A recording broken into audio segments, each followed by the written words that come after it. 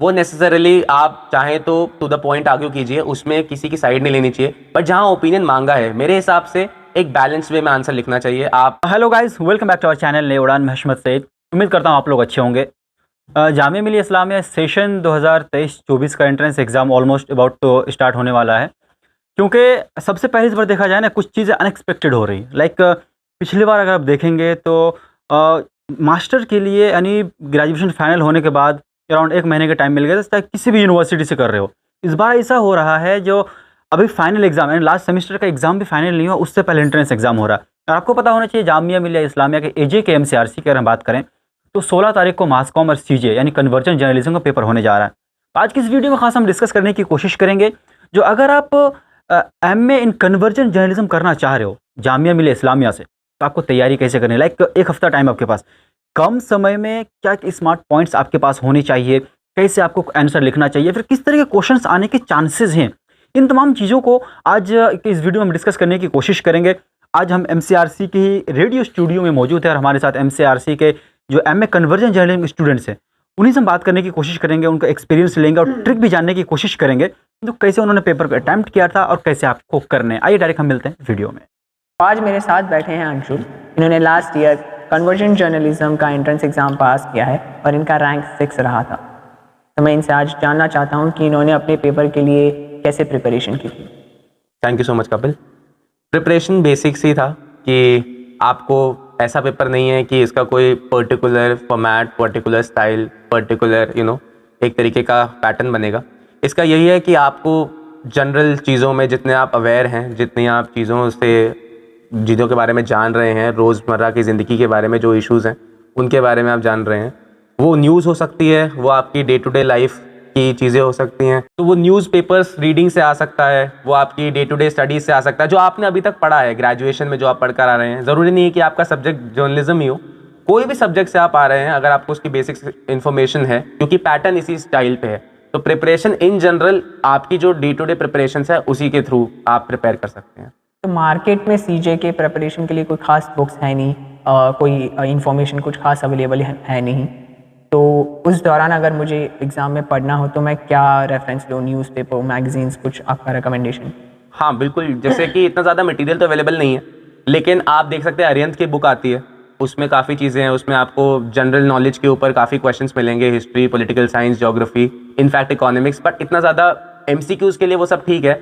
But वही बात है, आपको कॉस्ट बेनिफिट देखना है, आपको टाइम बेनिफिट देखना है कि इतनी बड़ी बुक पढ़ के भी सिर्फ 20 नंबर के एमसीक्यूज़ हैं, तो कितनी उस चीज़ की प्रोडक्टिविटी है, ठीक है। उसके अलावा मैं सजेस्ट करूंगा कि न्यूज़पेपर से रेगुलर रहिए, क्योंकि करंट इश्यूज़ बहुत ज़्यादा पेपर में पूछे जाते हैं, जो भी हाल फिलहाल में चल रहा है, जो भी अभी कुछ मतलब जो भी समय बीता है, उसमें जो भी चीज़ें घटी हैं, जैसे कि अडानी का पूरा स्कैम का वो हो सकता है, अभी आम आदमी पार्टी को नेशनल पार्टी का सिंबल मिला है, वो हो सकता है। तो कुछ भी चीज़ जो न्यूज़ में चल रही है, पॉलिटिकल हो, इकोनॉमिक हो, आरबीआई की अभी मॉनेटरी पॉलिसी आई है, वो सब चीज़ें इसमें आपको मैटर करती हैं, और ये सब चीज़ों के बारे में आपको जानकारी होनी चाहिए। तो आपने बताया कि जैसे 20 मार्क के एमसीक्यूज आते हैं, तो कोई स्पेसिफिक पेपर पैटर्न फॉलो किया जाता है सीजे के एंट्रेंस एग्जाम में? हाँ, एक पैटर्न फॉलो किया जाता है, जैसे कि 2 सेक्शंस में पेपर डिवाइडेड है, और इसमें जो बेसिक चीज़ें 20 नंबर के एमसीक्यूज़ हैं, 20 मार्क्स एमसीक्यूज़ के हैं, उसमें आपकी जनरल नॉलेज टेस्ट होती है, उसमें थोड़े बहुत करंट अफेयर से भी आ सकते हैं। तो करंट में जैसे अभी ये ऑस्कर्स में इंडिया ने अच्छा किया है, तो वो सारी चीज़ें आ सकती हैं। लेकिन इसके अलावा बेसिक जनरल नॉलेज के क्वेश्चन, जैसे कि गांधी ने कहाँ सत्याग्रह स्टार्ट किया, अभी यहाँ पर एक क्वेश्चन पिछले साल था, गेटवे ऑफ हेल कहाँ पर है, कौन सी कंट्री में लोकेटेड है, तो ऐसी चीज़ें आ सकती हैं। इसके अलावा जो दूसरा सेक्शन है, वो सेक्शन जो है वो जैसे मैं बता रहा था न्यूज़ रिलेटेड सेक्शन है, उसमें 5 नंबर के 5 क्वेश्चंस आते हैं, 5 मार्कर्स, जिसमें न्यूज़ आएगी, जिसमें करंट टॉपिक्स जो भी हैं, जैसे कि अडानी स्कैम के ऊपर और ये सारी चीज़ें। इसके अलावा कुछ चीज़ें लॉन्ग क्वेश्चंस आते हैं, 20 मार्क्स के 3 क्वेश्चंस जो पिछली बार थे, उसमें बेसिकली क्वेश्चंस ही आएंगे कि आपको अपने ऊपर आपको एक्सप्रेस करना पड़ेगा एक पर्टिकुलर, जैसे कि पिछली बार फेक न्यूज़ पे क्वेश्चन था, सोशल मीडिया के इम्पैक्ट के ऊपर क्वेश्चन था, और वहाँ पर एग्जाम्पल्स देने पड़ते हैं, जो मैंने दिए थे। ये एग्जाम्पल्स देना बहुत इंपॉर्टेंट है, नहीं तो फिर आपको पता है कि आपके साथ 400, 500, 600 बच्चों की कॉपीज चेक हो रही हैं, हाईलाइट करना बहुत इंपॉर्टेंट है। और लास्ट में एक प्रेस कॉन्फ्रेंस आता है कि एक प्रेस रिलीज देते हैं, तो प्रेस रिलीज से आपको एक तरीके से रिपोर्ट बनानी है। उस रिपोर्ट को बनाने के लिए अगेन इतनी ज़्यादा कोई मेहनत की ज़रूरत नहीं है, आपको जर्नलिज्म बैकग्राउंड नहीं होना चाहिए, आप रिपोर्ट राइटिंग के फॉर्मेट्स फॉलो कर सकते हैं और आप आसानी से वो बना सकते हैं। तो सेक्शन ए कितने मार्क्स का होता है और सेक्शन बी सब्जेक्टिव है, वो कितने मार्क्स का है? कोई नेगेटिव मार्किंग? नेगेटिव मार्किंग तो नहीं है। सेक्शन ए 20 मार्क्स का है, सेक्शन बी जो है वो 180 मार्क्स का है, जिसमें ये लॉन्ग क्वेश्चंस आते हैं और आप देख सकते हैं। बाकी जो पूरा पैटर्न है वो शायद साइट पे डाला ही होगा, पिछले साल यही था। बाकी जो चीज़ें हैं, जो मेन फोकस है वो यही है कि इन 200 मार्क्स में से आपको कितना मिनिमम स्कोर करना है और वो कैसे करना है, क्योंकि MCQ सिर्फ 20% वेटेज पे हैं। अगर आप देखें टोटल पेपर का तो सिर्फ 10% वेटेज पे है, क्योंकि 20 मार्क्स हैं। इसके अलावा जो क्वेश्चंस हैं, जो लॉन्ग मार्क के क्वेश्चंस हैं, उनकी वेटेज हमेशा से ज़्यादा रहती है। और जो करंट इवेंट्स हैं, जो न्यूज़ में आते हैं, जो रहे हैं, और उनमें भी चॉइसेस हैं, इंटरनल चॉइसेस पेपर में होती हैं, बट इसका ये मतलब नहीं है कि सारे के सारे क्वेश्चंस आपको जैसे अटैम्प्ट करने हैं। आप बिल्कुल किसी तरीके से ये कर सकते हैं कि इंटरनल चॉइस क्योंकि आ रही है तो कई सारे टॉपिक्स आपके रह जाएं, तो उस पर अफसोस होने की ज़रूरत नहीं है। जो आता है उस पर फोकस करना चाहिए। तो आपके एक्सपीरियंस से आपको क्या लगता है इस साल ऐसे कौन से इंसिडेंट्स हुए जो एग्ज़ाम में आ सकते हैं? देखिए, उसके लिए मेरे हिसाब से नवंबर के बाद की करंट अफेयर्स हम फॉलो कर सकते हैं। करंट अफेयर्स की मैगजीन आती है, आप कोई भी देख सकते हैं, नहीं तो न्यूज़पेपर रीडिंग में जो हैं वो आप उससे भी जान सकते हैं।